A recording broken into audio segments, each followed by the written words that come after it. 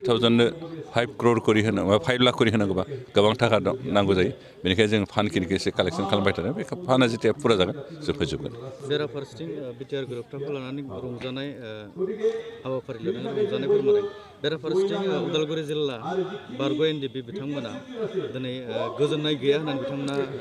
बे बारग' एनडिपि होनना बुङोब्ला बे रनजन ग्रुपनिल'सो रावनिबो गैया बिथांमोना हाल्ला खालामना जानो खारन बिथांमोना एग्रिमेन्टनि गासैबो बाथ्राफोरखौ बुजियाखै रनजन दैमारिखौनो एनडिपि होनना सानदों खिन्थु रनजन दैमारिनि एनडिपि नङा बे थाउजेन्डस एनडिपिनि भितराव सासेल'सो बेनिखाय बिथांखौ बेस खालामनाय जातिया थांना थानो हाया जेरावहाय मेजरिटि मानसियानो एग्रिमेन्टखौ मोजां मोनदों मोजां होननानै बुंदों एग्रिमेन्ट इमप्लिमेन्ट जाजानायखौ लिरदों बिथांमोना दिनै हेंथा होबाय थानो नागिरदों दिनै बिथांमोना मा मावनो नागिरदों बेखौ जों बुजिया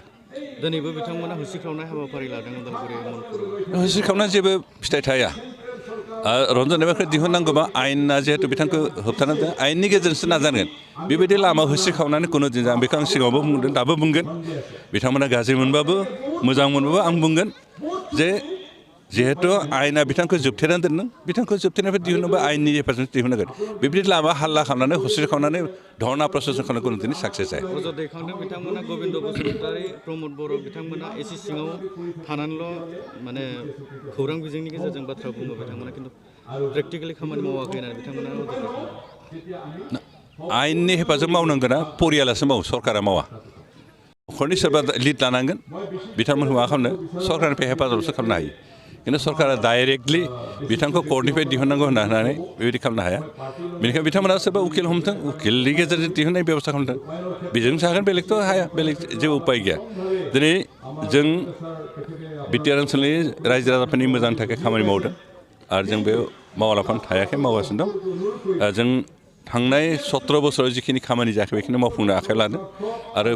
जोंहा सरकार हिसाबै बोसोरब्रै सम जोंहा आखायाव दंबावो आरो बे बोसोरब्रैनि गेजेराव जों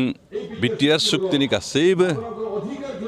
जोंनो सरकार जिखिनि मावनो होनो रादाय होदों बेखौ जों इमप्लिमेन्ट खालामजोबगोन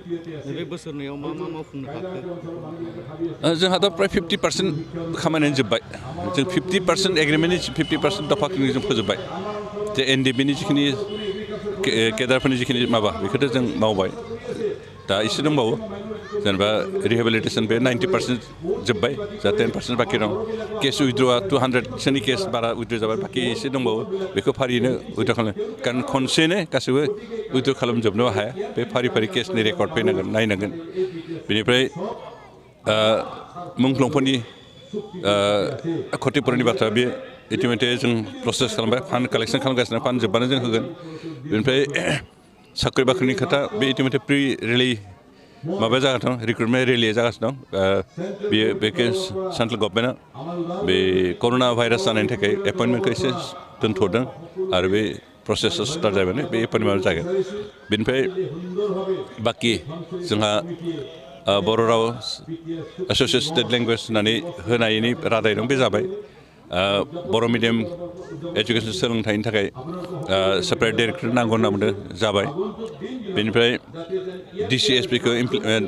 डेभेलपमेन्ट एक्टिभिटिसआव इमप्लिमेन्ट खालामनो हागोन होननानै रादायाव दं खालामनांगौ होननानै बे जाबाय बेनिफ्राय जोंहा बिटिएडि ओनसोलनिफ्राय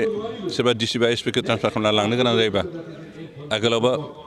आसाम सरकार गावनि गोसो मथे लांब्रबलाबाय गावनि गोसो मथे हरब्रबलाबायमोन खिन्थु दा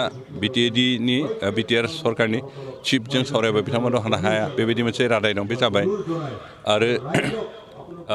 बिटिआर ओनसोलखौ डेभेलपमेन्ट खामानिफोरखौ नोजोर होनो थाखाय मोनसे सेपारेट डाइरेक्टर डिपार्टमेन्ट खुलिनाय बाथ्रा दंमोन बे जाबाय जोंहा दा बिटिआर डेभेलपमेन्ट होननाय मोनसे डिपार्टमेन्ट खुलिबाय आरो बेफोरजों बे खामानिखौ मावदों बाखि मेजरनि भितराव मथथे जोंहा बे सिमानिल'सो एसे बाखि दं आरो बेखौ जों मावफुंनो हागोन बाखि इन्स्टिटिउसन गायसननाया लेन्ड एलटमेन्टनि प्रक्रिया सोलिगासिनो दं लेन्ड एलटमेन्ट जायोबानो नों इउनिभार्सिटि